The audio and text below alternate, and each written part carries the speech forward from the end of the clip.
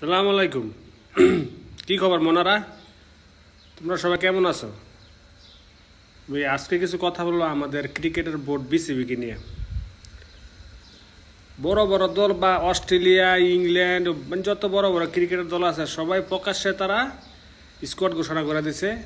একমাত্র দল আমরা বাংলাদেশে একটা দল, ছোট একটা দল, এই দলের বোর্ড তারা ইমেল করে পাঠাইছে আমাদের স্কোয়াড বোর্ড ক্রিকেটের। এতে কে আছে কে নাই এটাও আমরা আজ পর্যন্ত বুঝতে পারিনি। আমরা বিভিন্ন ইউটিউবারের মাঝে শুনতে পাই যে অমুকে আছে অমুক আছে অমুক আছে অমুকে নাই।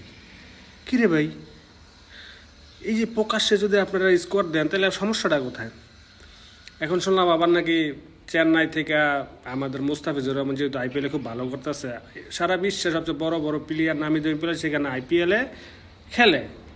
এই প্লেয়ারগুলো কয়দিন আগে কয়দিন পরে টি-20 বিশ্বকাপ খেলবে। সেখান থেকে আমাদের আইপিএল থেকে মুস্তাফিজুর দেশে ব্যাক করে নিয়ে আসছে। তারা আর এনওসি দেয় নাই, এনওসি দেওয়া হবে না।